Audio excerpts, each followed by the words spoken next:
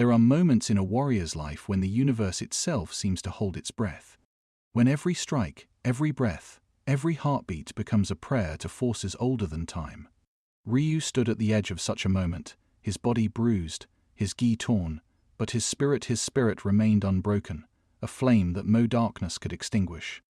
The battle had raged for what felt like eternity. His opponent, whether it was Akuma's demonic presence or the Satui no Hodo clawing at his own soul, pressed against him with apocalyptic force. Each exchange of blows sent shockwaves through the mountain temple, cracking ancient stone, splintering wood that had stood for centuries. The air itself seemed to scream. But Ryu had learned long ago that true strength comes not from rage, not from hatred, not from the desire to dominate. True strength comes from stillness, from the quiet center where Kai flows like water, clear and pure and unstoppable.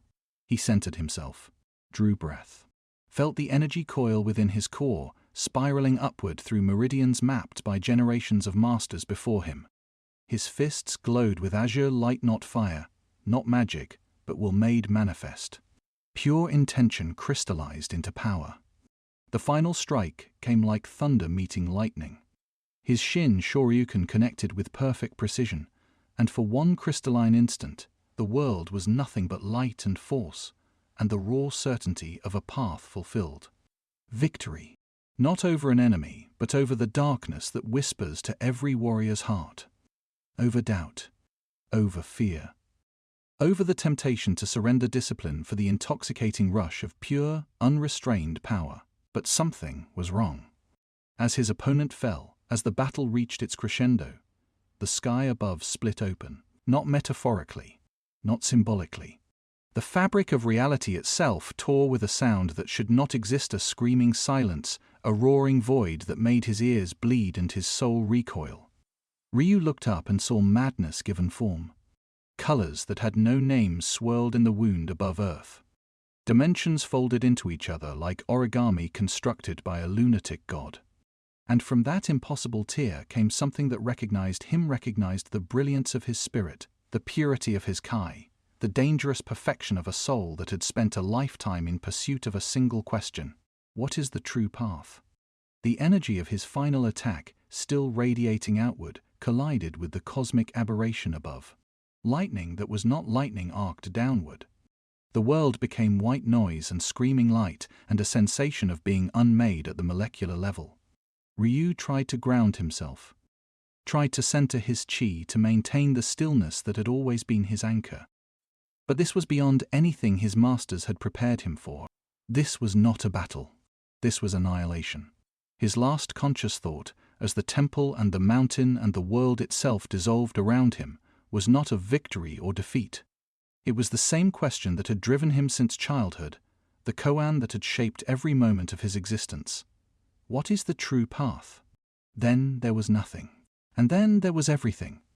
Ryu's eyes opened to impossible geometry. He floated. No, that wasn't right. Direction had no meaning here. Up and down were suggestions, concepts that reality entertained but did not enforce. He drifted through a space that was not space, surrounded by colors that hurt to perceive and sounds that tasted like copper and despair. The warp. Though he had no name for it, some primal part of his consciousness understood. This was the nightmare beneath reality, the raw, churning chaos that lurked behind the thin veil of the material world. It was emotion given substance, thought made flesh, every dark impulse and twisted desire of every sentient being across every world, fermented for eternity into something toxic and hungry and utterly, irredeemably malevolent. And it noticed him. Shapes began to coalesce in the swirling madness. Things with too many eyes and not enough faces. Entities that wore flesh like ill-fitting costumes, their true forms constantly shifting beneath surfaces of writhing meat and screaming mouths. Demons. Creatures born from nightmares, sustained by anguish, drawn to souls like moths to flame. But Ryu's soul was different. Where most human spirits flickered dimly in the psychic spectrum, candles guttering in cosmic windows burned with the intensity of a star. Decades of meditation, of spiritual refinement, of Kai cultivation had forged something rare in the vast darkness of the 41st millennium. A pure soul, disciplined, uncorrupted, impossibly dangerously bright. The demons converged, shrieking with hunger and hatred and a perverse form of joy. Fresh meat. Untainted essence. A delicacy beyond measure in this realm of eternal torment. Ryu's Kai flared instinctively. Without thought, without conscious decision, his spiritual energy erupted outward in a sphere of crystalline clarity. The protective aura that had shielded him through countless battles ignited here with tenfold intensity, pushing back the immediate wave of horrors. They recoiled, hissing, probing the barrier with claws and tentacles and appendages that defied classification. He floated in his sphere of light, surrounded by slavering darkness, and for the first time in his life, Ryu felt something approaching true fear. Not of death, he had made peace with mortality long ago, but fear of corruption, of losing himself, of that perfect stillness he had spent a lifetime cultivating being drowned in, the screaming chaos that pressed against his defenses from every conceivable angle. He closed his eyes, drew breath, though there was no air here, centered himself in the ancient techniques, in the meditation practices that had been his foundation since childhood, and he realized something that would change the fate of countless worlds. His power did not come from this place. His Kai was not psychic energy drawn from the warp, not sorcery borrowed from this nightmare dimension. It was internal, self-generated, a force born from discipline and will and the careful cultivation of a warrior's spirit. He was an anomaly, a thing that should not exist, a source of power that operated outside the fundamental rules of this universe. The warp itself seemed to pause, confused by the contradiction of his existence. And in that pause, in that moment of cosmic uncertainty, Ryu opened his eyes and whispered the question that had defined his life, the question that would now define his survival. What is the true path? The answer, he suspected, lay somewhere in the madness ahead. The first demon that broke through his barrier died confused. It came shrieking from the formless void, a thing of barbed limbs and chattering teeth, riding a wave of pure malevolence that would have shattered the mind of any ordinary human. But Ryu was not ordinary, and his response was as instinctive as breathing. Hadouken. The syllables formed in his mind without sound, and his hands moved in the kata burned into muscle memory by 10,000 repetitions. Azure energy coalesced between his palms, compressed, focused, and then exploded outward in a surge of pure, concentrated will. The demon's physical form, if it could be called physical, simply ceased to exist, not burned, not destroyed, unmade. The Kai that struck it was antithetical to its very nature, order meeting chaos in a collision that favored neither but annihilated one completely. More came. They always did. They poured from the shifting non-space around him, drawn by the beacon of his soul like sharks to blood in dark water. Creatures that wore the shapes of nightmares, that existed as living contradictions of geometry and biology and sanity itself. Ryu moved through them like water through stone, patient, inevitable, unstoppable. Shoryuken. The rising dragon punch that had felled champions across his world, now carved through warp flesh like a blade of holy fire. Each strike burned with something the demons had no defense against: purity. Not righteousness, not faith, not the borrowed power of distant gods. Just the absolute crystalline clarity of a warrior who had spent his entire life mastering the self. A thing with wings of flayed skin dove at him from what might have been above. Tatsumaki Senpukyaku. His body became a hurricane, spinning with perfect balance, each rotation generating vortexes of focused Kai that tore through the creature and scattered its essence back into the roiling chaos from which it had spawned. The warp reacted with something approaching rage. Reality, already a flexible concept, here began to warp further around him. The demons stopped attacking individually and started coordinating, moving with a unified malice that suggested intelligence beyond their bestial forms. They were being directed, guided. Something vast and terrible had noticed the anomaly floating in its domain. Ryu Landador, rather, willed himself into a position of stability and settled into meditation stance. His breathing slowed.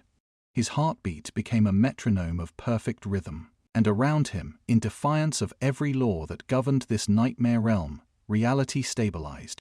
The demons screeched in what might have been pain or fury or fear. They could not approach the sphere of calm that radiated from his meditation. His Kai, his spiritual energy, imposed structure on the formless chaos, created islands of sanity in an ocean of madness. This should not be possible. The warp was corruption incarnate, the raw stuff of psychic energy where thought and emotion became weapons and shields. Psykers who dared to tap its power did so knowing they might be consumed, possessed, driven mad by the very forces they sought to control. It was a fundamental truth of this universe. To touch the warp was to invite damnation. But Ryu's power came from within. It was generated by discipline, by the careful cultivation of internal energy, by decades of training that had nothing to do with psychic potential or warp resonance. He was not drawing power from this place. He was imposing his will upon it. And in the deepest, darkest corners of the Imperium, beings that had existed since the birth of consciousness itself took notice. Khorne, the blood god, felt the echoes of perfect martial discipline. Here was a warrior who fought without hatred, without rage, without the delicious fury that fed the throne of skulls. The god of war and slaughter admired the purity of combat stripped of emotion, even as it found such perfection. Distasteful, fascinating, infuriating. Che, the architect of fate, turned his countless eyes toward the anomaly and found nothing. No futures branching from this soul. No schemes to unravel. No ambitions to twist. The warrior's path was his own, written in present moments, each decision made in perfect clarity without attachment to outcome. The god of change and knowledge recoiled from something it could not comprehend, could not manipulate, could not predict. Slaanesh, the dark prince of excess, reached toward the soul with promises of perfection, of sensation beyond imagination, of pleasure and pain refined to art forms, and felt nothing.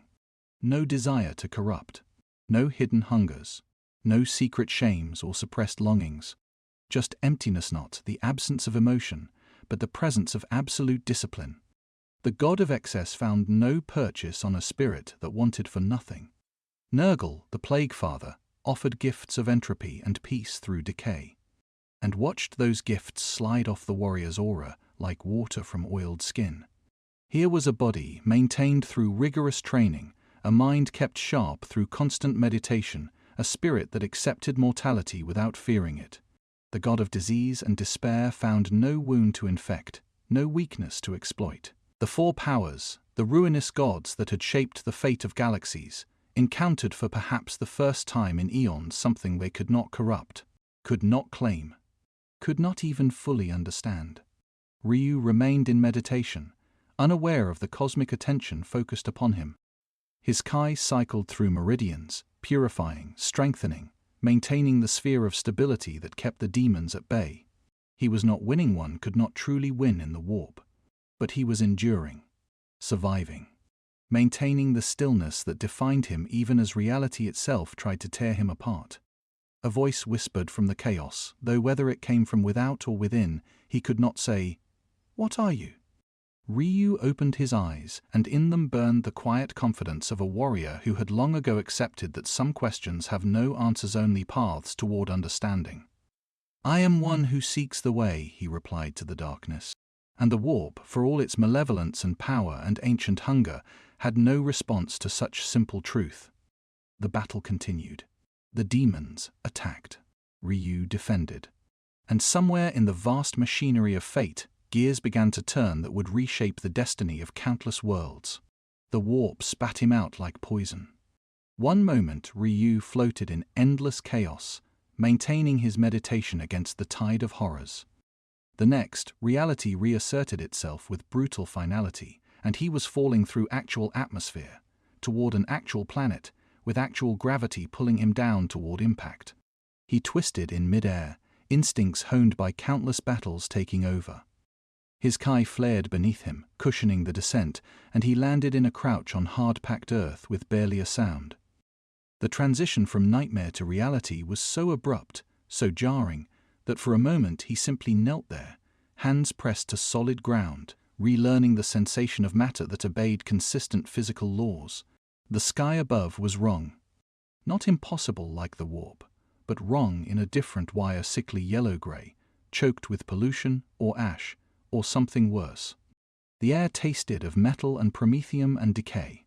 In the distance, massive structures rose against the horizon, industrial nightmares of rust and smoke and Gothic architecture scaled to dimensions that dwarfed anything from his world. And around him, scattered across the barren ground, lay the corpses of demons. They were dissolving slowly, their warp stuff evaporating in real space, but enough remained to tell the story. Burnt, torn apart, obliterated by force that left scorch marks in the shapes of fists and feet. Evidence of a battle that should not have been survivable for anyone without power armor and blessed weapons. Ryu settled into meditation pose, closed his eyes, and began to center himself. He needed to understand where he was, what had happened, how to contact unknown entity at 035. The shout came in a language he should not understand, but somehow did. Ryu's eyes opened to find himself surrounded by soldiers. They wore thick flak armor, carried weapons that resembled rifles but were clearly something far more lethal, and their faces, those not hidden behind rebreather masks, showed a mixture of terror and grim determination. Imperial Guardsmen. Though Ryu had no context for that term, some instinct recognized them as warriors. Disciplined, battle-hardened, and absolutely terrified of him. He raised his hands slowly, palms open, making no threatening moves. "I mean no harm," he said calmly. The soldiers flinched at his words. Several adjusted their aim, fingers tight on triggers. Their sergeant identifiable by slightly more ornate armor and a cybernetic eye that whirred as it stepped forward cautiously. "Identify yourself. Are you a psyker? A sanctioned witch?" Ryu had no idea what those terms meant. He simply bowed, a gesture of respect ingrained since childhood. "I am Ryu. I am a martial artist. I seek only understanding." The sergeant's augmented eye flickered. "A martial. Emperor's teeth. What are you wearing? Is that cloth?" It was true. Ryu's gi, torn and stained from his journey through the warp, was absurdly inadequate by the standards of this universe. No weapons. No visible technology. Just simple white fabric, a red headband, and the calloused hands of someone who had spent a lifetime perfecting the art of combat.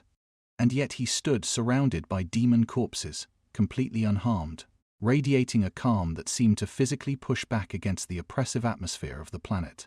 The guardsmen forced him to his feet, weapons trained on him at all times, and marched him toward their forward base. Ryu offered no resistance.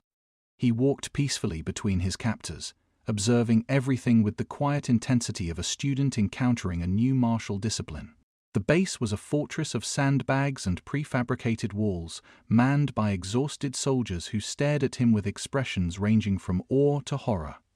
Somewhere in the command structure, decisions were being made. Vox communications crackled. Officers argued in heated whispers. They locked him in a reinforced cell walls that could withstand bolter fire, according to the muttered conversation he overheard. He sat in meditation pose on the bare floor and waited with infinite patience. The psykers came at nightfall. They were sanctioned, marked with tattoos and purity seals, wrapped in robes that stank of incense and fear. 2 of them, flanked by guards, approached his cell with the caution of people approaching a live explosive. Their eyes, one pair milky white, the other glowing with subtle witch light, fixed on him with an intensity that would have unnerved most people. Ryu simply gazed back, calm and centered. "We will examine your mind," the first psyker announced, voice trembling slightly. "If you resist, you will be destroyed. If you are corrupted, you will be purged. Submit to the Emperor's judgment." Ryu inclined his head. "I will not resist. I have nothing to hide." They reached out with their psychic senses, probing at the edges of his consciousness, and immediately recoiled, gasping, one of them falling to his knees with blood streaming from his nose. What is he?" the fallen psyker choked. "There's no warp presence, nothing, just void, perfect void, like staring into discipline," the second psyker whispered, and there was something approaching religious awe in her voice. "It's not emptiness, it's perfect discipline." His mind is structured, every thought controlled, every emotion acknowledged and released. I've never seen this, shouldn't be possible. The guards tensed, weapons raised. The psykers stumbled back, horrified and fascinated in equal measure. Ryu remained seated, unchanged by their examination.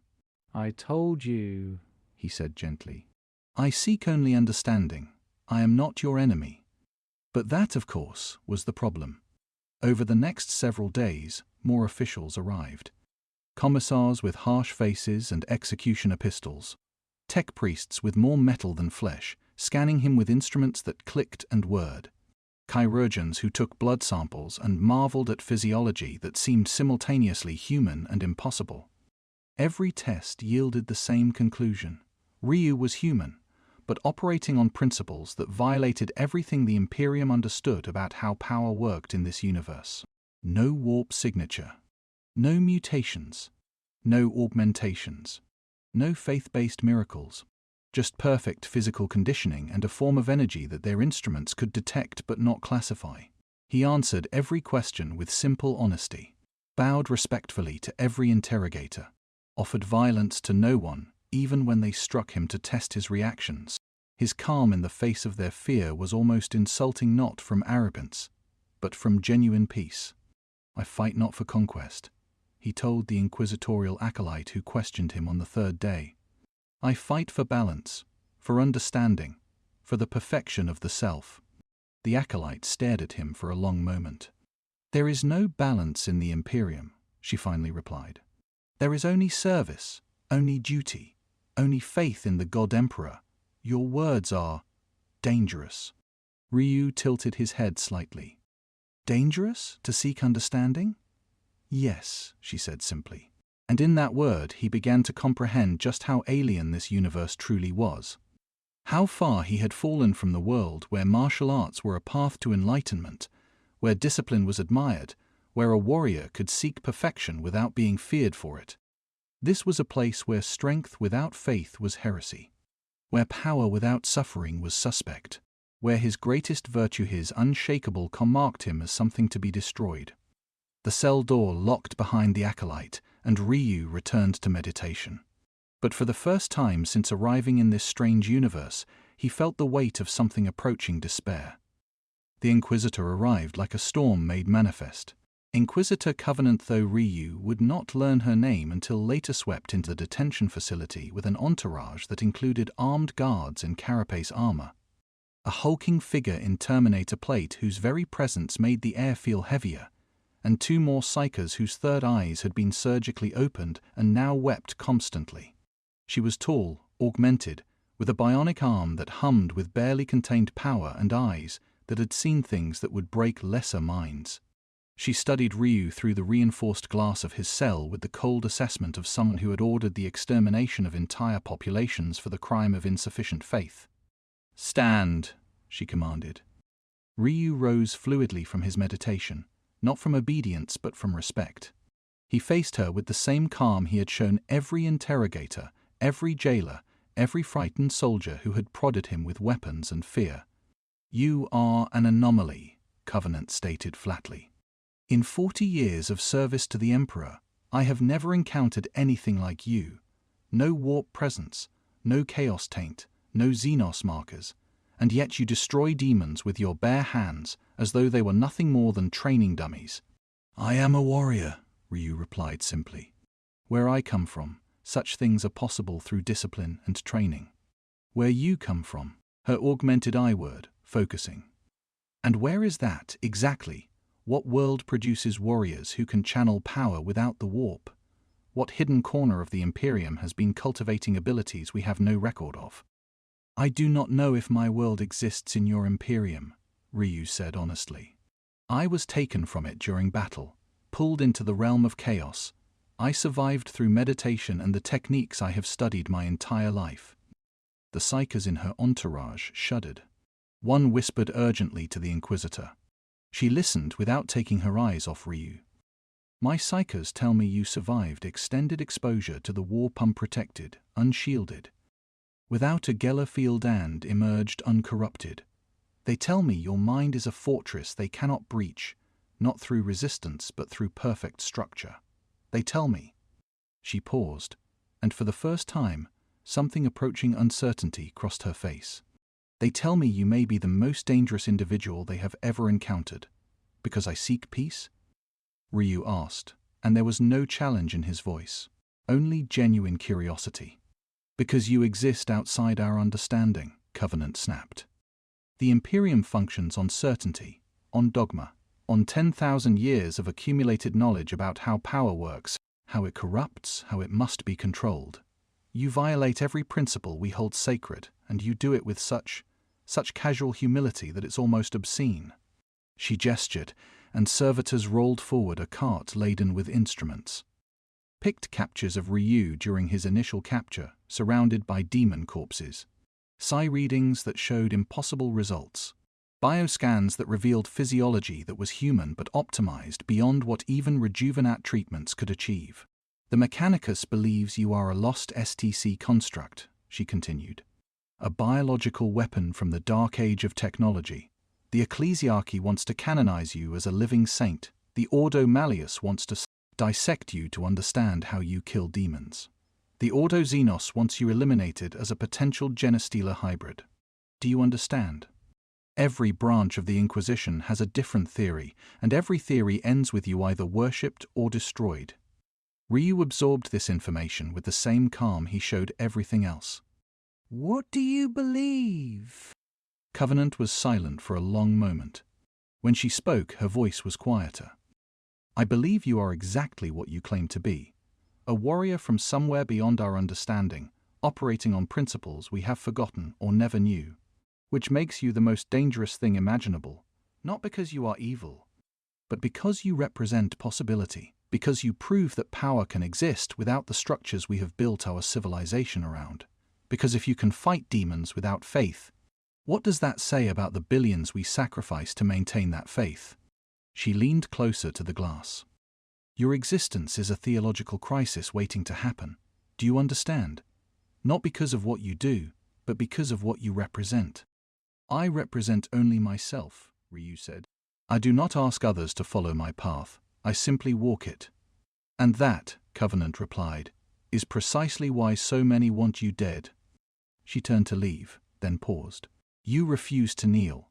Every prisoner I have ever interrogated, no matter how prideful, eventually kneels. Fear breaks them, pain breaks them, the weight of the Imperium breaks them. But you bow, with respect, and then you stand again. Why? Ryu considered the question with the seriousness it deserved. In my discipline, we bow to acknowledge respect and to show humility before greater understanding. But we do not kneel, because kneeling implies surrender of the self. The path I walk requires that I remain standing, always seeking, always learning. To kneel would be to abandon that path, even if standing costs you your life, especially then, Ryu said quietly. A warrior must remain true to his principles, or he is no warrior at all. Covenant stared at him for a long moment, and something shifted in her expression. Not respect exactly, perhaps recognition. The acknowledgement of someone who also walked a difficult path and refused to deviate from it, no matter the cost. The judgment will come soon, she said finally. I will argue for containment rather than execution, but I cannot promise anything. There are forces at work here beyond my authority, factions within the Inquisition who view your mere existence as heresy, Mechanicus magi who will stop at nothing to understand your physiology, Space Marine chapters who want to test themselves against you. And that is not even considering. She trailed off, but Ryu heard what she didn't say. Chaos. The dark powers that had noticed him in the warp would not simply forget. They would hunt. They would come for him. And everyone around him would be caught in the crossfire. I understand, Ryu said. And I am sorry for the trouble my presence has caused. Covenant actually laughed a sharp, bitter sound. Sorry, you're sorry. Emperor's bones, you might be the only honest soul left in this galaxy, which means you'll probably be dead within a week. She left, her entourage following, and the cell returned to silence. Ryu settled back into meditation, centering himself against the uncertainty ahead, and continued to seek the only thing that had ever truly mattered: the way forward. The sorcerer's name was Malika the Fleshweaver, and he had existed in some form or another for 3,000 years. He had bargained with demons, rewritten his own biology 17 times, and ascended to a state of being where the line between mortal and warpspawn had become meaninglessly blurred. He had fought space marines, destroyed imperial worlds, and danced through the Imperium with the casual arrogance of one who had mastered its perverse currents. But he had never encountered anything like Ryu. The soul-bright anomaly floating in the warp had fascinated him immediately, a beacon of purity in the endless corruption, a prize beyond measure. And when that soul had been expelled into real space, Malachor had tracked it with the obsessive focus of a predator scenting wounded prey. Except this prey was not wounded. This prey was dangerous. No matter. Malachor had claimed dangerous things before, and he would claim this one, even if he had to tear apart an entire Imperial detention facility to do it. The ritual took 6 hours of chanting in languages that predated human civilization. Blood of 13 slaves. The true name of a bloodletter prince. And a sacrifice of his own flesh, specifically his left hand, which he cut off and threw into the summoning circle, where it was consumed by flames that burned purple and smelled of roses and charnel houses. The hand would grow back. It always did. Pain was just another form of currency in the warp. Reality split open above the Imperial facility like a wound in the flesh of the universe, and the demons poured through. Ryu felt the incursion before any alarm sounded. The warp's texture changed, reality's fabric straining like overstressed cloth. He rose from meditation as klaxons began to wail, as soldiers ran through corridors shouting orders, as the very air seemed to curdle with wrongness. The wall of his cell exploded inward, not from outside assault, but from something tearing its way through from the warp into real space. A demon of bleeding eyes and chittering mouths erupted into the detention block, and guardsmen opened fire with lasguns that barely scorched its hide. Ryu moved. His fist connected with warp flesh, Kai burning through the construct like acid through paper. The demon shrieked and dissolved, but 3 more were already clawing their way through the breach. The detention facility was becoming a war zone, reality itself under siege. Imperial soldiers died screaming. Not because they lacked courage, they had that in abundance, but because they were mortals facing nightmares that predated mortality. A guardsman was lifted by tentacles and torn apart. A sergeant emptied his bolt pistol into a demon's face and watched in horror as the wounds simply closed. Ryu ran toward them, not away. "Get back," he shouted to the guardsman. "I will hold them." The soldiers stared at him, the prisoner, the anomaly, the thing they had been ordered to fear, as he placed himself between them and the demonic tide. His hands moved in kata, and azure light blazed in the corrupted air. Hadouken. The surge of Kai carved through 3 demons simultaneously, their forms evaporating like mist before flame. Shuriken. An uppercut that burned with the force of absolute conviction, obliterating a plague-bearer that had been seconds from vomiting toxic corruption over wounded guardsmen. The soldiers fell back, firing when they had targets, but mostly just watching.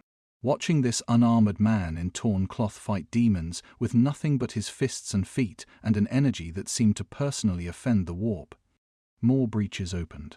The facility's ceiling cracked, and horrors of TZNT tumbled through, splitting and multiplying as lasgun fire hit them. A pack of bloodletters manifested in the command center, butchering officers before they could even draw weapons. And through the largest tier in reality stepped Malachor. He was barely humanoid, more a collection of robes and flesh scrolls wrapped around something that pulsed with warplight. His new hand was already growing back, writhing tendrils that shaped themselves into fingers of bone and sinew. His voice, when he spoke, came from multiple mouths hidden in his robes. "There you are," he crooned, fixing Ryu with eyes that saw in spectrums beyond light. "The uncorrupted soul, the impossible warrior. Come with me, little fighter. Come, and I will show you power beyond your meditation, beyond your discipline, beyond your quaint mortal limits." Ryu settled into fighting stance. "I will not." Malachor's laughter was the sound of breaking glass. "You think you have a choice. You think your crude physical prowess can stand against 3 millennia of sorcerous mastery. He gestured, and reality warped. The floor became mouths. The walls became eyes. Gravity became a suggestion, and Ryu found himself fighting not just demons but physics itself turning hostile. And yet he adapted. Tatsumaki Senpukyaku. His spinning kick generated a vortex that stabilized space-time around him, pushing back the sorcerous distortions. He landed lightly on a surface that should have been devouring him and moved forward with calm precision. Malachi snarled, surprised, and unleashed a barrage of warp lightning. Ryu deflected it not with technology or counter-sorcery, but with focused kai, his hands moving in blocks and parries that treated psychic energy as though it were just another physical attack to be neutralized. "Impossible!" Malika shrieked. "You cannot, the warp does not." Denjin Hadoken. Ryu drew deep from his center, pulling up reserves of kai that he rarely accessed, and channeled it into a single overwhelming blast. The energy that erupted from his palms was structured, or made manifest, every particle of it aligned with perfect discipline, every wave of force carrying the accumulated weight of a lifetime's training.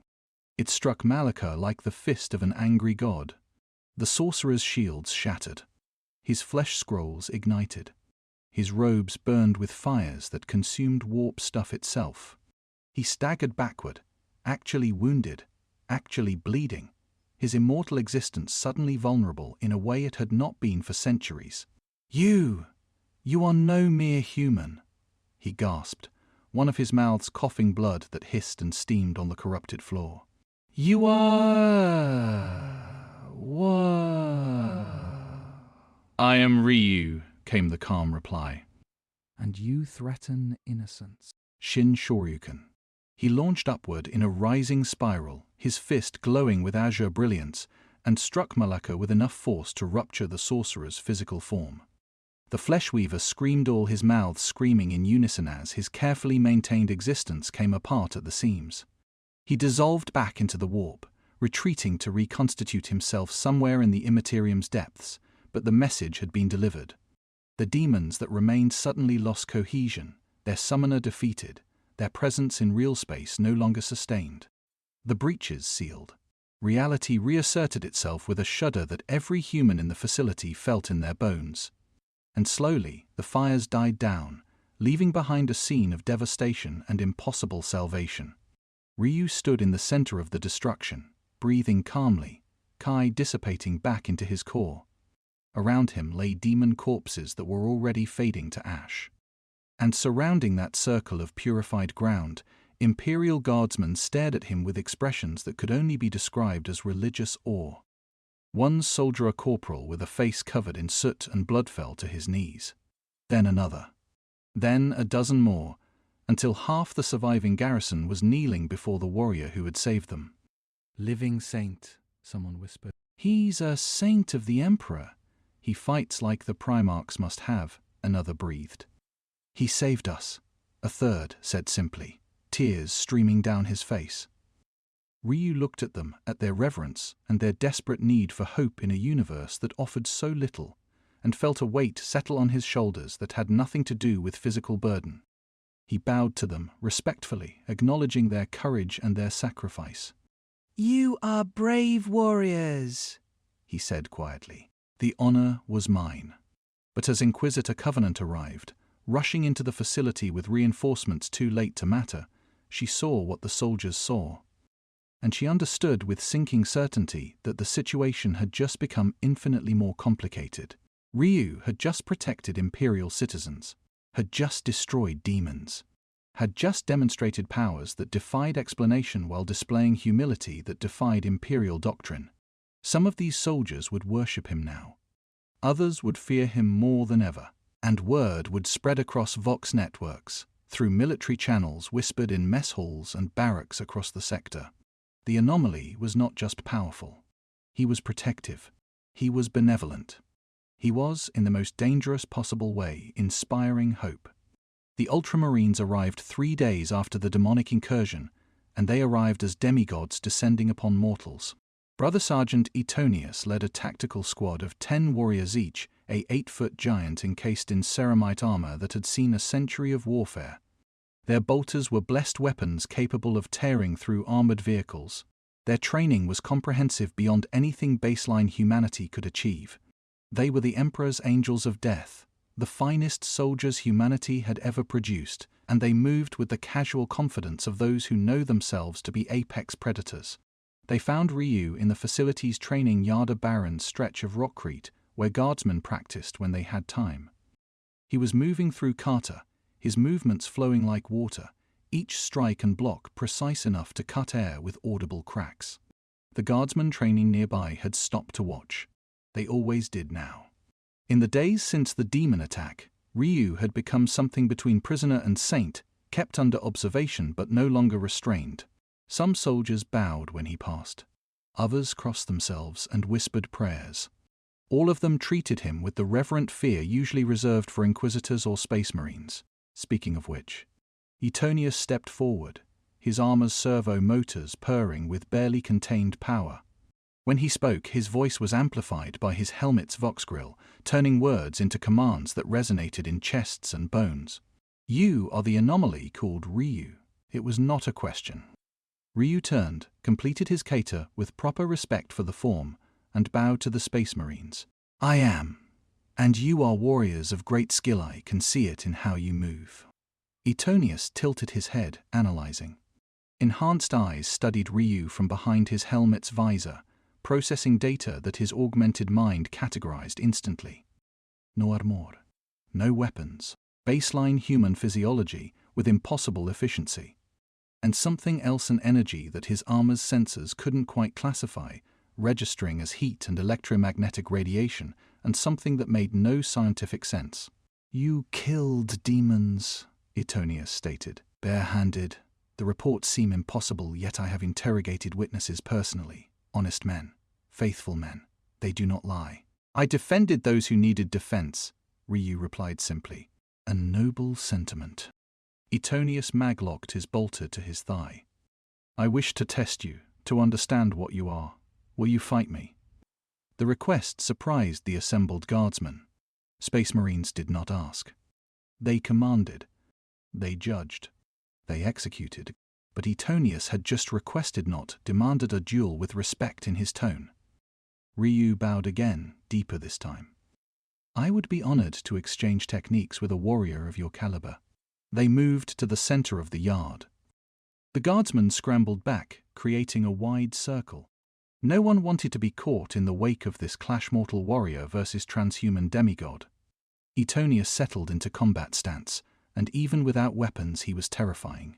8 feet of enhanced muscle and bone, reflexes 20 times faster than normal humans, trained in 1,000 killing techniques by warrior monks who had perfected the art of war over 10,000 years.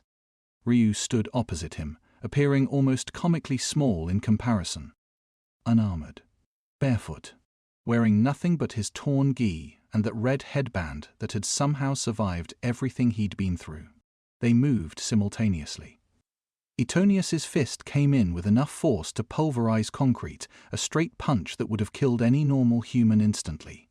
Ryu swayed aside, the blow passing close enough that the wind displacement stirred his hair, and countered with a palm strike to Etonius's ribs. The impact rang out like a hammer on an anvil. Ceramite armor should have been impervious to unaugmented human strength. Should have laughed off such an attack. But Ryu's Ki-enhanced strike resonated through the armor plating, transferred force directly to the transhuman flesh beneath, and Etonius actually staggered, surprise evident in his body language. The Space Marine adapted instantly, swept low with a leg takedown that would have shattered bone. Ryu leaped, twisting in midair, and his counterkick caught Etonius's shoulder with enough force to rock the massive warrior backward. They separated, circled, and the other Ultramarines were now paying full attention. This should not be possible. A baseline human moving fast enough to challenge an Astartes. Strong enough to hurt one through power armor. Tactical enough to read superhuman combat patterns. Etonius launched a combination jabs, crosses, elbow strikes, knee thrusts, each capable of killing armored opponents. Ryu flowed between them like smoke, blocking what he couldn't evade, evading what he couldn't block, his movements economical and precise and infuriatingly effective. Then he counterattacked. Shoryukan, the rising dragon punch, caught Etonius squarely in the chest, and lifted the 8-foot warrior completely off the ground. Azure Kai burned against ceramite, and for a moment, just a moment, everyone watching saw a baseline human strike hard enough to launch a space marine into the air. Etonius landed in a crouch, his armor's systems screaming damage warnings, and for the first time in decades, he felt something approaching exhilaration. Not Pherestarts knew no fear but the joy of facing a worthy opponent. A true challenge. Magnificent, he breathed, and attacked again. The duel intensified. Etonius used techniques from Macragi's fighting pits, from training exercises against Thunder Warriors' warforms, from campaigns where he'd adapted Xenos martial arts into his own style. Ryu met each with answers from a lifetime of study, not just his own techniques, but insights from every warrior he'd ever faced, every master he'd ever learned from, internalized and perfected through endless repetition. They traded blow for blow, technique for technique, neither able to gain decisive advantage. Etonius's superhuman physiology offset by Ryu's perfect efficiency. Ryu's Kai enhancement offset by Astartes' armor and resilience. And then, by unspoken mutual agreement, they stopped. Both warriors stepped back, bowed with genuine respect, and the duel ended not with victory but with acknowledgement. Etonius removed his helmet, revealing a scarred face that had seen 2 centuries of war, and his expression was something approaching wonder. "You fight like the stories of the Primarchs," he said quietly. "Perfect technique, no wasted movement, no ego, no rage, just purity of purpose." "You honor me," Ryu replied, "and meant it. Your skill is extraordinary. You fight with brotherhood and conviction principles I greatly respect." The other Ultramarines approached, and there was none of the hostility that had characterized every other Imperial interaction. These were warriors recognizing another warrior. Transhuman demigods acknowledging someone who had earned respect through pure martial prowess. "What is your purpose?" Etonius asked. "In your discipline, what do you seek?" "Understanding," Ryu said simply. "Perfection of the self through constant challenge and growth. The true path of the warrior is never finished, there is always more to learn." Etonius was quiet for a long moment. Then he did something that shocked the assembled guardsmen into absolute silence. He knelt. Not in submission, Ultramarines knelt for no one save the Emperor, but in acknowledgement. Warrior to warrior, respect to respect. "If the Imperium allows it," he said, "I would learn from you, and perhaps teach you in return. The exchange of techniques is a sacred tradition among warriors. I would be honored to observe that tradition with you." Ryu bowed, deeply humbled. "The honor would be mine, brother." And in that moment, with Space Marines showing respect to a baseline human, with guardsmen witnessing their genetic superior demigods acknowledging an unarmored warrior, the situation became even more politically dangerous than before. Because Ryu had just earned the respect of the Adeptus Astartes. And that changed everything. The conclave convened in a sealed chamber deep beneath the facility, where walls inscribed with wards and prayers kept all sound contained, all thoughts private. 7 inquisitors of different ordos gathered around a table scarred by centuries of use, and their topic of discussion was a single unarmed man in a tattered white gi. Inquisitor Covenant spoke first, her augmented fingers drumming on the table's surface. "The situation has escalated beyond containment. The guardsmen call him a living saint. The Ultramarines seek to train with him. And just yesterday, I received 17 separate requests from various Mechanicus factions demanding access to his genetic material." Inquisitor Draken of the Ordo Xenos leaned forward. His face was more scar tissue than skin, eyes replaced with augmetics that glowed faintly red. "He is a threat regardless of intention. We have protocols. Unknown variables of this magnitude are either categorized or eliminated. Since we cannot categorize him, you suggest execution," Covenant interrupted. "Of someone who has killed demons, saved Imperial lives, and earned the respect of the Adeptus Astartes. Do you comprehend the political ramifications?" "I comprehend that he exists outside our understanding," Draken snapped. "That alone justifies termination. The Imperium functions on certainty. On 10 millennia of precedent, he undermines that simply by existing." A third Inquisitor Malchus of the Ordo Malleus raised a wizened hand. He was ancient, kept alive through juvenat treatments and sheer spite, and his words carried weight.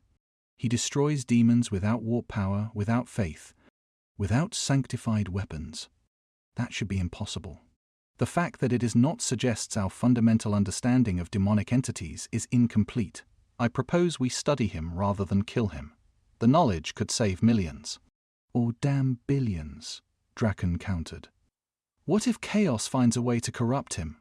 What if his very existence attracts demonic attention to every world he visits? The risk exists whether we kill him or not, Covenant said coldly. Chaos has already noticed him. Malachor the Fleshweaver attempted to claim him and failed.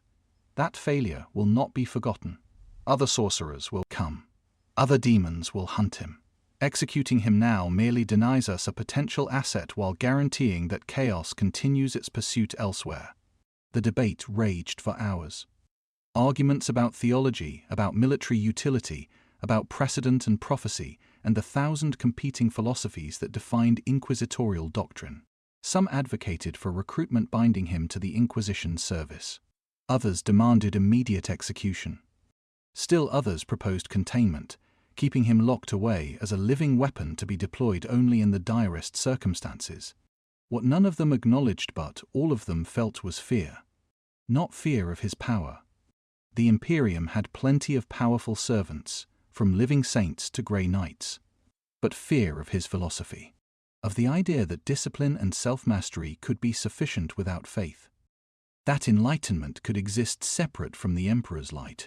In a civilization built on dogma, on absolute conviction, on faith enforced at gunpoint and questioning punished with death, Ryu represented something more dangerous than any demon.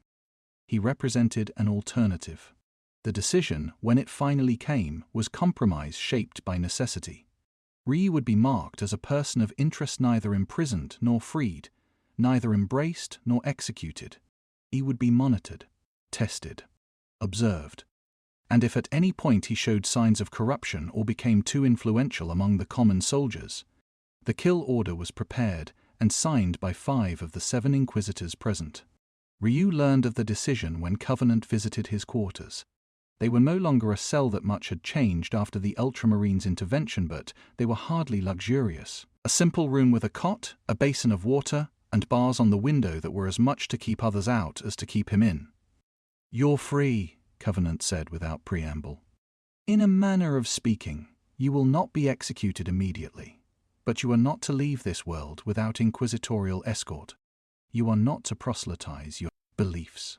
You are not to teach your techniques to Imperial citizens without explicit permission, and you will submit to regular examinations of your continued purity." Ryu, sitting in meditation, opened his eyes. "I understand. Do you?" Covenant studied him with her augmented gaze. "Do you understand that half the Inquisition wants you dead? That the only reason you're alive is because killing you would martyr you in the eyes of soldiers who desperately need heroes? That you walk a blade's edge where the slightest misstep means not just your death, but potentially the deaths of everyone who has shown you kindness?" "I understand," Ryu repeated calmly. "I did not ask for this situation. I did not seek to inspire others or challenge your doctrines. I simply acted according to my nature. But I will not apologize for protecting the innocent or for seeking understanding." Covenant was quiet for a long moment. Then she sat, uninvited, on the room's single chair. "Tell me truthfully, why do you not kneel? Why do you refuse even symbolic submission to the Imperium's authority?" Ryu considered the question with the seriousness it deserved.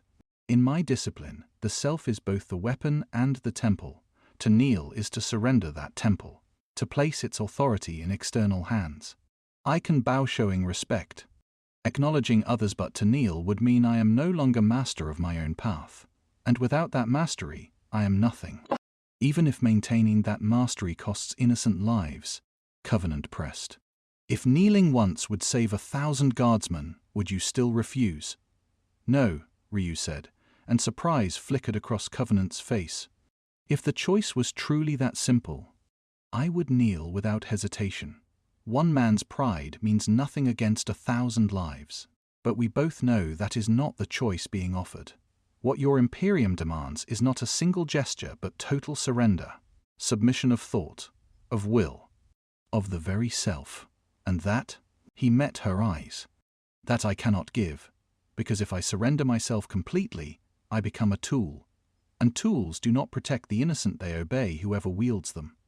Covenant absorbed this, and something like respect flickered in her expression. You are dangerously idealistic for someone who has walked through the warp. Perhaps, Ryu acknowledged. But what is the alternative? To become cynical? To accept cruelty as necessity? To abandon the principles that define me simply because the universe is harsh? He shook his head. I have faced darkness that would break most minds. I survived because I remained centered, because I did not abandon the path, even when the path led through nightmare. I will not abandon it now simply because I face a different kind of darkness. The Imperium will break you, Covenant said quietly. Or kill you. There is no third option. Then I will face that fate as I have faced everything else, Ryu replied. With honor, with discipline, and without regret. Covenant stood, preparing to leave, then paused at the door. The Ultramarines requested permission to train with you. I approved it. Better they learn your techniques than our enemies do. But understand this. Every day you survive makes you more valuable. And the more valuable you become, the more dangerous you are to those who fear change. I will remember, Ryu said. She left, and he returned to meditation. But outside his window, in the corridors and barracks and command centers of the Imperial facility, tensions were building. Guardsmen who had seen him fight whispered his name with reverence. Officers who feared his influence requested transfers. Mechanicus adepts lobbied for access to him. Ecclesiarchy priests debated whether he was blessed or blasphemous. And in the warp, in places where reality frayed and nightmares spawned, chaos watched and planned and hungered. The storm was gathering. And Ryu, meditating peacefully in his small room, was the eye around which it spun. The attack came at dawn, when the sickly yellow sun was just breaching the horizon and casting the world in hues of amber and blood. Reality tore open in 17 places simultaneously across the Imperial Waystation logistics hub that supplied 3 sectors and housed 10,000 souls. Demons poured through like a living tide of malice, and right behind them came Chaos Space Marines, their armor painted in the blasphemous colors of the word bearers, chanting litanies that made the air itself scream. The initial assault killed 3,000 people in the first 10 minutes. Ryu was in the training yard when the alarm sounded, sparring with Brother Sergeant Etonius in one of their now regular exchanges. Both warriors stopped mid-strike, heads snapping toward the sound of explosions, screaming, and the unmistakable psychic pressure of massive warp incursion. "Chaos!" Etonius growled, already moving. "Full planetary assault. Get to shelter. I will fight," Ryu said simply, and was already running before the Ultramarine could respond. The waystation had become Hell's battlefield. Demons swarmed through habblocks, slaughtering families. Chaos Marines methodically executed defending guardsmen, their bolters thundering. And overhead, reality itself seemed to pulse and writhe, the veil between materium and immaterium stretched gossamer thin. Ryu entered the chaos without hesitation. A pack of blood-letters brass-skinned demons wielding hellblades that burned with unnatural fire descended upon a group of fleeing civilians. Ryu interposed himself, and his hands became blurs of motion. Hadouken. The azure burst vaporized 2 demons instantly. Tatsumaki Senpokyaku. The spinning kick scattered 3 more, his kai burning through warp flesh like blessed silver. "Run!" he shouted to the civilians. "Get to the shelters!" They ran, and he held the intersection alone against a tide that would have overwhelmed a tactical squad. His movements were economic, precise, each strike calculated not for maximum damage but for maximum efficiency. Energy conserved, position maintained, the innocents protected. 3 streets over, Inquisitor Covenant led a team of stormtroopers in a fighting retreat, their hellguns searing through plague-bearers that shambled forward with inexorable determination. She saw Ryu through the smoke and chaos, saw him standing like a lighthouse in the storm, and felt her tactical assessment shift. "All units," she voxed. "Rally point is the civilian shelter complex. The anomaly," she paused, made a decision: Ryu will hold the northern approach. Support him with covering fire, but do not interfere with his combat. Inquisitor, her second questioned, he's not one of ours, he's protecting Imperial citizens while we're falling back, Covenant snapped. That makes him more one of ours than half the bastards who wear the Aquila. Move! The Ultramarines arrived in a thunderous counterattack, bolters barking, chainswords roaring. Etonius saw Ryu holding the intersection and immediately understood the tactical importance. Second squad, support the defender. First squad, with me we push to the main breach. The battle became a complex, shifting nightmare of overlapping combats. Space Marines fought Chaos Marines in duels that cracked Ferrocrete. Guardsmen formed firing lines and poured lasgun fire into demonic hordes. Inquisitorial forces executed psychic rituals to stabilize reality. And in the center of it all, Ryu moved like water through stone, never stopping, never faltering. A chaos sorcerer different from Malika, but no less dangerous, spotted him and saw opportunity. The pure soul! He cackled through his helmet's vox-corrupted speakers. The one the Fleshweaver covets. I shall claim you instead. Warp lightning arced toward Ryu. He deflected it with his forearms, Kai flaring, and the psychic energy grounded harmlessly into rubble. The sorcerer snarled, surprised, and unleashed a more devastating attack, a wave of pure chaos stuff meant to unmake flesh and soul together. Denjin Hadoken.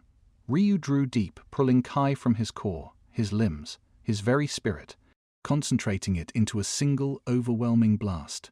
The sphere of azure energy met the wave of warp corruption head-on, and for a moment the two forces struggled against each other: order versus chaos, discipline versus madness, purity versus corruption. Order 1. The Denjin Hadoken tore through the chaos wave and struck the sorcerer squarely in the chest.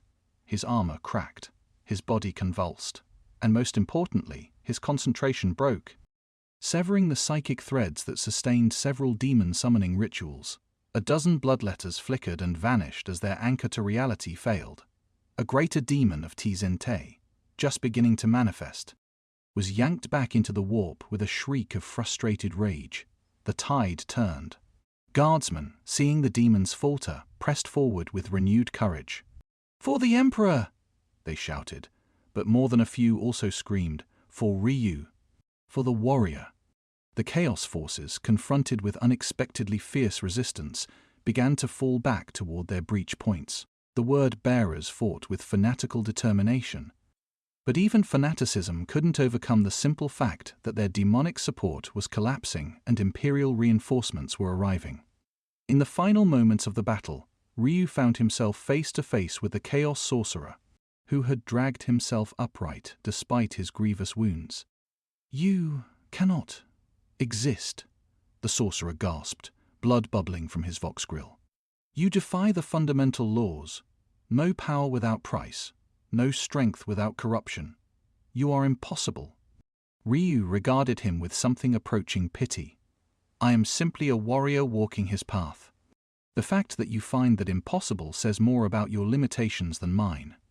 We will never stop hunting you, the sorcerer promised. Chaos will claim you. You are too pure, too bright. You will fall furthest when you fall. It is inevitable. Perhaps, Ryu acknowledged, but not today. Shin Shoryuken. The rising strike was mercy, a clean end, rather than allowing the sorcerer to retreat and inflict more suffering.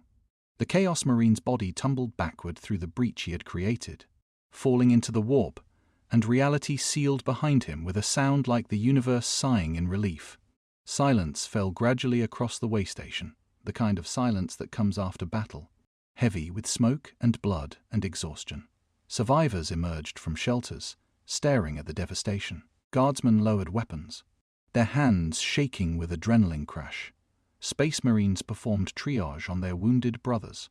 And in the central plaza, surrounded by demon corpses that were dissolving into ash, stood Ryu. His gi was torn beyond repair, soaked with blood, none of it his own. His body showed signs of exhaustion, but his breathing remained controlled, centered. Civilians approached him slowly, reverently. A woman whose children he had saved fell to her knees. An old man touched the hem of his jia as though it were a sacred relic. A guardsman saluted with tears streaming down his face. Inquisitor Covenant watched from a distance, her expression unreadable.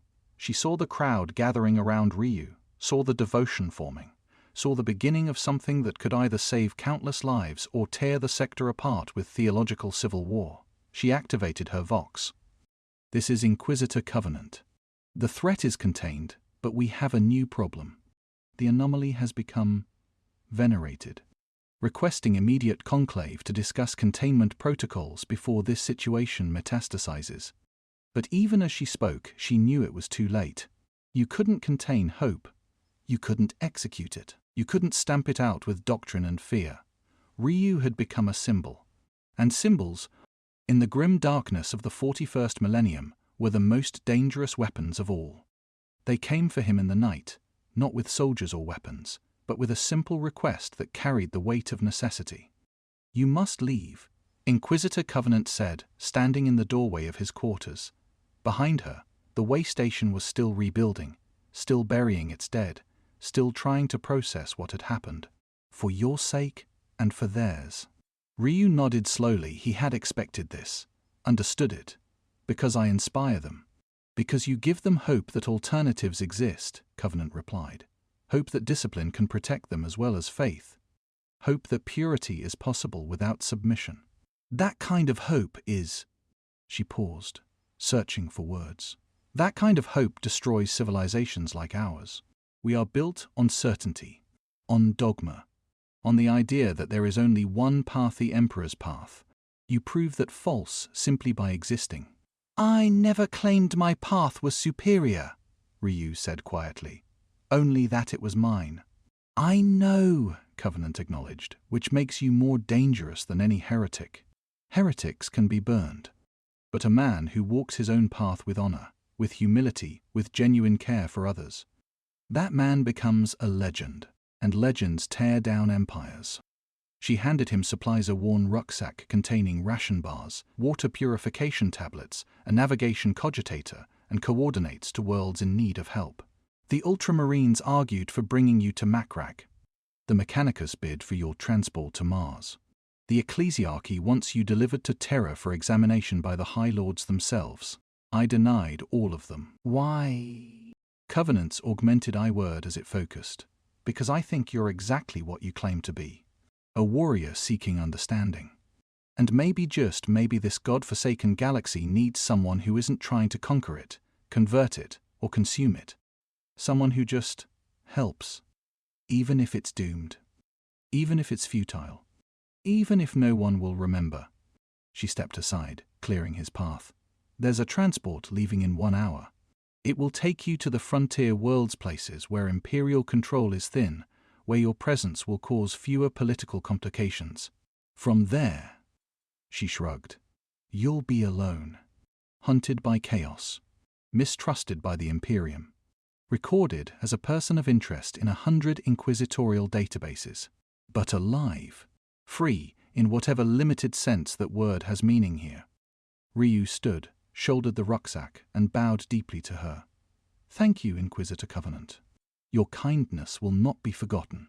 It's not kindness, she replied sharply. It's pragmatism. You're a problem I can't solve, so I'm making you someone else's problem. Don't mistake that for friendship. But her eyes, when Ryu met them, told a different story. The transport was a battered civilian freighter that asked no questions and kept no logs. Ryu watched the way station shrink behind him, then vanish as they translated into the warp for transit. The journey took weeks, and he spent them in meditation, preparing himself for the road ahead. When he finally set foot on a new world, a frontier mining colony beset by orc raids, and barely holding together, he did not announce himself, did not seek attention. Simply found where the fighting was worst and stepped between monsters and the innocent. The pattern repeated across years, across systems, across the vast expanse of a galaxy at war. He wandered death worlds where tyrannid organisms probed imperial defenses, and his fists became the difference between survival and extinction for isolated settlements. He walked through hive cities where gangs preyed on the helpless, and the gangs learned to fear the man in the white gi who never killed but never failed to stop them. He stood on battlefields where chaos cultists tried to summon demons, and his Kai disrupted rituals that should have damned entire planets. He never led, never conquered, never built an empire of belief or demanded followers. He simply helped where he could, moved on when he must, and continued seeking the only thing that had ever truly mattered to him: understanding. Rumors spread, of course. The wandering saint, the warrior without faith, the pure soul. 1,000 names in 1,000 dialects, all describing the same impossibility: a man who fought demons with bare hands and asked nothing in return. The Inquisition tracked him sporadically, intervening when his presence became too noticeable, withdrawing when he faded back into the endless masses of humanity. The Space Marines, some chapters at least, began to view him as a strange sort of ally, a baseline human who somehow embodied ideals they thought only Astartes could maintain. Chaos continued to hunt him, sending champions and sorcerers and greater demons, and continued to fail. On a world whose name he never learned, beneath a sky burning with the light of dying stars, Ryu sat in meditation after driving off a cornate warband.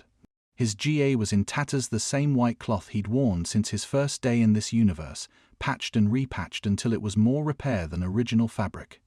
A young guardsman approached cautiously. Master, are you a saint? Ryu opened his eyes and smiled gently. I am simply a warrior walking his path. What path? The boy asked. Where does it lead? Ryu looked up at the burning sky, at the galaxy consuming itself in eternal war, at the impossible darkness that pressed against every light, and felt the same certainty that had guided him since childhood. The path continues, he whispered. Always it continues. And somewhere in the endless night, the universe leaned closer to hear what answer he might find.